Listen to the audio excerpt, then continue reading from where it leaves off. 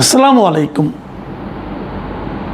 প্রিয় দর্শক, গত কদিন ধরে একটা বিষয় নিয়ে খুব আলোচনা হচ্ছে, সেটা হলো দেশের বিভিন্ন স্থানে কালেমা খচিত পতাকা, এটা নিয়ে মিছিল হচ্ছে, স্লোগান হচ্ছে এবং বাড়ির উপরে খুঁটিতে টাঙানো হচ্ছে।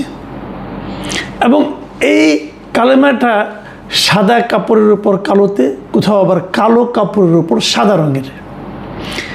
এটা নিয়ে আলোচনা, এবং এটা কেন, এই কালেমা খচিত পতাকা কি ইসলামের পতাকা?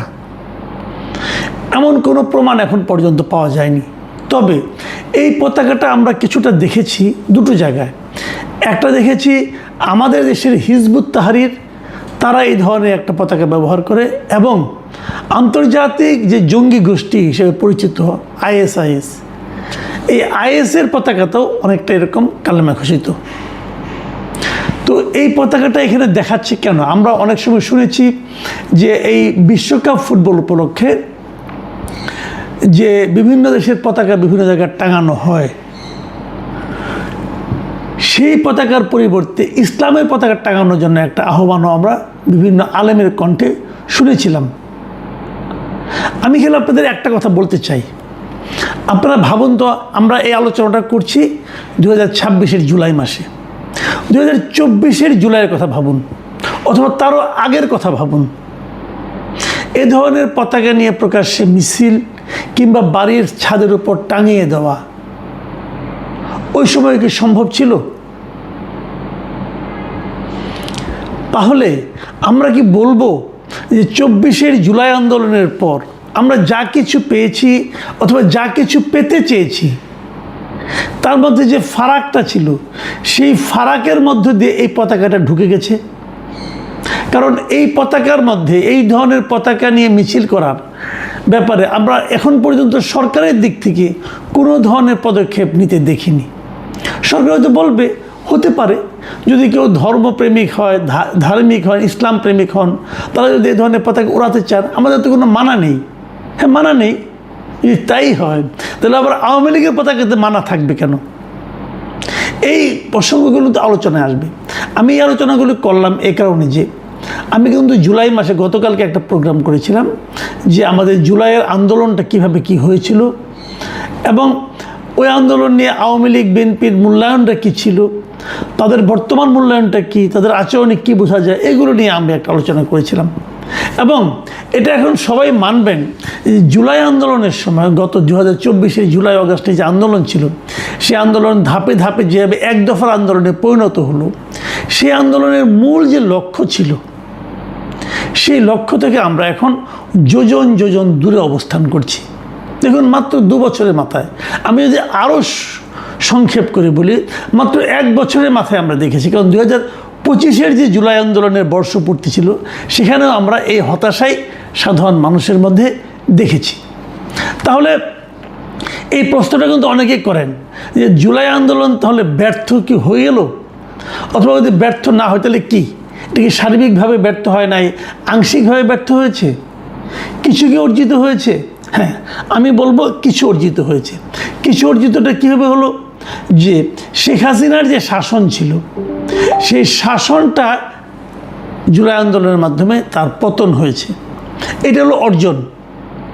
আর বাকি কিছুই আমরা অর্জন করতে পারিনি। বাকি প্রত্যেকটা জায়গায়, আদর্শিক জায়গায়, রাজনৈতিক জায়গায়, অর্থনৈতিক জায়গায়, কাঠামোগত সংস্কারের জায়গায় কোথাও আমরা কোনো কিছুই অর্জন করতে পারিনি। বরং রাজনৈতিক জায়গায় কি হয়েছে, আমরা দেখেছি যে আওয়ামী লীগ আমলে আওয়ামী লীগ সবসময় চেষ্টা করেছে যে সারা দেশের মানুষকে রাজনৈতিক বিবেচনায় বিভাজিত করে রাখতে, আওয়ামী লীগ, বিএনপি, জামাত আলাদা আলাদা করে রাখতে, চেতনার নামে, মুক্তিযুদ্ধের চেতনা নামে দেশের একটা বড় অংশকে রীতিমতো দৌড়ের উপর রাখতে, এবং তাদের কোনো ধরনের অবস্থান দেশে থাকবে, এটাই যেন তাদের আপত্তি ছিল। শেখ হাসিনার শাসনামলে এই বিভাজনটা এত স্পষ্ট এবং এতটা ভয়ঙ্কর ছিল যেন বলা যেত যারা বিএনপি সমর্থন করে তারা যেন এই দেশে থাকতেই পারবে না, যারা জামাত সমর্থন করে তাদের জন্য এই দেশে থাকার কোনো অধিকারই নাই, এরকম একটা পরিবেশ তারা কিন্তু তৈরি করেছিল। আমরা ভেবেছিলাম যে হাসিনা সরকারের পতনের পর নতুন যারা আসছেন তারা হয়তো এই অভিজ্ঞতার থেকে সবাই মিলেমিশে একটা জাতীয় ঐক্য তৈরি করে তারা অগ্রসর হবেন। এবং যখন তারা একটা অরাজনৈতিক ব্যক্তি ডক্টর মোহাম্মদ ইউনূসকে দায়িত্ব দিলেন, তখন আমাদের এই ধারণা, বিশেষ করে আমার মধ্যে এই ধারণাটা আরও তীব্র হয়েছিল যে যেহেতু উনি কোনো রাজনীতি করেন না, উনি সবাইকে মিলে, সকল দলকে মিলে একটা ঐক্যবদ্ধ জাতি গড়ার চেষ্টা করবেন। কিন্তু আমরা বিস্ময়ের সঙ্গে এবং বেদনার সঙ্গে লক্ষ্য করলাম ডক্টর ইউনূস যে বিভেদটা তৈরি করতে আওয়ামী লীগের 14-15 বছর লেগেছে, ডক্টর ইউনূস সেটা 1 বছর না যেতেই সেই বিভেদটা তৈরি করে দিলেন। উনি আওয়ামী লীগের রাজনৈতিক কর্মকাণ্ডকে নিষিদ্ধ করলেন, ছাত্রলীগকে নিষিদ্ধ করলেন, করে আওয়ামী লীগ এবং ছাত্রলীগের যারা সমর্থক আছেন, কর্মী আছেন, তাদেরকে যেন এদেশে দ্বিতীয় শ্রেণীর নাগরিকে পরিণত করলেন। এবং সেই থেকে যে বিভেদটা তৈরি হলো, সেই বিভেদটা এখন যত দিন সামনের দিকে যাচ্ছে তত বেশি তীব্র আকার ধারণ করছে। এবং এর বিপরীতে আমাদের মুক্তিযুদ্ধকে উনি প্রশ্নের মুখে তুলে দিলেন। মুক্তিযুদ্ধ এবং জুলাই আন্দোলন এই দুটোকে যেন পাশাপাশি বসিয়ে দিলেন। কেউ কেউ বলতে শুরু করলেন জুলাই আন্দোলন হলো দ্বিতীয় মুক্তিযুদ্ধ। জুলাই আন্দোলনে যারা শহীদ হলো তারা যেন মুক্তিযুদ্ধের শহীদের চেয়ে বড় গুরুত্ব পাওয়া শুরু করলো। এই যে প্রক্রিয়াটা, এই প্রক্রিয়ার মাধ্যমে উনি এমন একটা শ্রেণীকে আশকারা দিতে থাকলেন যারা নাকি আমাদের দেশের অস্তিত্বেরই একসময় বিরোধিতা করেছিল। এবং আমি যে কথাটা বললাম যে মৌলবাদী গোষ্ঠীর এই আশকারা ডক্টর ইউনূস মানে খুব সচেতনভাবে দিয়েছেন বলে এখন আমার মনে হচ্ছে, যার নমুনা আমরা কিন্তু এই কালেমাবাহী পতাকা মিছিলের মধ্যে দেখতে পাচ্ছি। আমরা অনেক কিছু দেখেছি। আমি মাঝে মাঝে বলি যে আওয়ামী লীগের ফিরে আসাটা কতটা জরুরি, কিংবা আওয়ামী লীগের ফিরে আসাটা কতটা অবশ্যম্ভাবী, অথবা আওয়ামী লীগের ফিরে আসাটা কতটুকু বাস্তবতা এই দেশে আছে, এর সব কিছুই কিন্তু তৈরি হয়েছে আমি মনে করি ডক্টর ইউনূসের মাধ্যমে। ডক্টর ইউনূসকে যখন দায়িত্ব দেওয়া হলো, উনি যদি দেশটাকে ঠিকঠাক মতো চালাতেন তাহলে কিন্তু আওয়ামী লীগের প্রাসঙ্গিকতা অনেকটাই ফুরিয়ে যেত, কিন্তু উনি তা পারেননি। আমাদের দেশের মানুষের একটা, আমাদের দেশের না, পৃথিবীর সব দেশেই, বিশেষ করে যে দেশগুলিতে একটু দারিদ্র্যটা বেশি আছে, সেই সমস্ত দেশের মানুষ কিন্তু অতীত দিয়ে বর্তমানকে বিচার করে। আমাদের এখানে যখন ডক্টর ইউনূস ক্ষমতায় আসলো, মানুষ ভেবেছিল চাঁদাবাজি শেষ হয়ে যাচ্ছে। আমরা শুনেছিলাম যে স্বরাষ্ট্রমন্ত্রী নাকি এক কারওয়ান বাজার থেকেই প্রতিদিন 1.5 কোটি টাকা চাঁদা নিয়ে থাকেন। তো চাঁদা নেওয়ার অর্থটা কি? এই টাকাটা তো সাধারণ মানুষের যে ব্যয় তার মধ্যে যুক্ত হচ্ছে, জিনিসপত্রের দাম বেড়ে যাচ্ছে।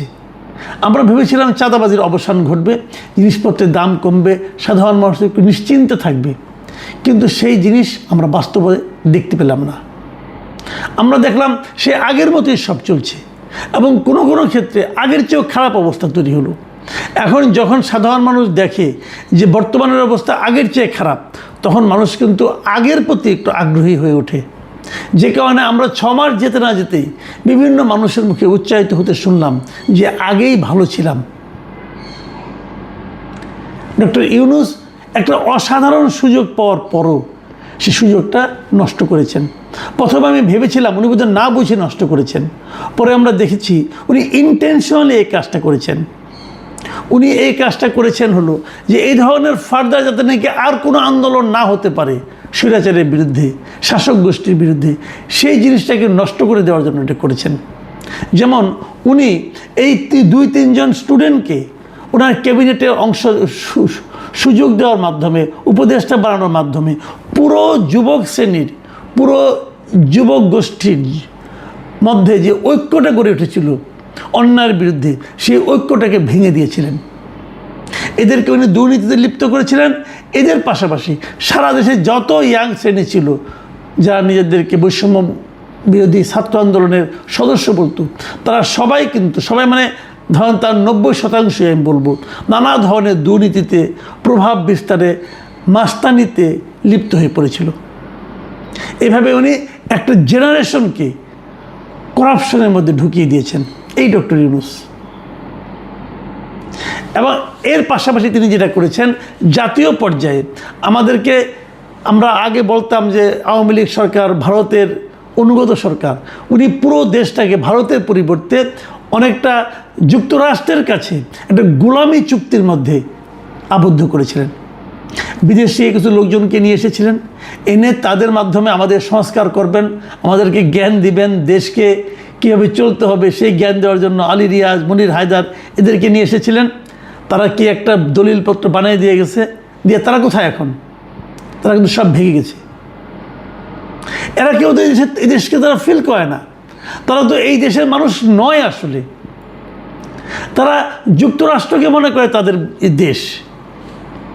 তারা এখানে এসেছিল লুটপাট করার জন্য, এবং এদেশের প্রকৃত মানুষের মধ্যে যে সংস্কারের প্রত্যাশা ছিল সেই প্রত্যাশাটাকে ধ্বংস করার জন্য তারা এসেছিল। যে দু একজন আছে, তাদের মধ্যে দু একজনকে আমি খুব বিশ্বাসের সঙ্গে লক্ষ্য করি, ওরকম বিদেশি বেশ কয়েকজন কিন্তু এই সরকারও ধারণ করছে। এবং যাদেরকে ধারণ করছে, একটা কথা কেবল ভাবুন তো, তাদের যদি এই দায়িত্ব থেকে সরিয়ে দেওয়া হয় তাহলে কি তারা থাকবে? এই ডক্টর খলিলুর রহমান বলেন, আশিক চৌধুরী বলেন, আশিক চৌধুরী তো লন্ডনের নাগরিক, ইংল্যান্ডের নাগরিক। একজন ইংল্যান্ডের নাগরিককে আপনি আমাদের এখানে একটা জাতীয় পর্যায়ে নীতি নির্ধারণী পর্যায়ের একটা জায়গায় বসিয়ে রেখেছেন। ডক্টর ইউনূস এনেছিল, তার বদমতলব ছিল। এই সরকার তাকে কেন ধারণ করছে এটাও কিন্তু আমার কাছে এখন পর্যন্ত ক্লিয়ার না। তো আমরা তো এগুলো দেখলাম, এই জায়গাগুলোতেই কিন্তু আমরা দেখেছি যে তারা কতটা, মানে জুলাইয়ের চেতনা, আমরা বলি জুলাইয়ের চেতনা কেন ব্যর্থ হয়েছে, এর মূল কারণ হলো ডক্টর ইউনূস এবং গং এবং তার লোকেরা। দেখুন, জুলাইয়ে যারা শহীদ হয়েছিল,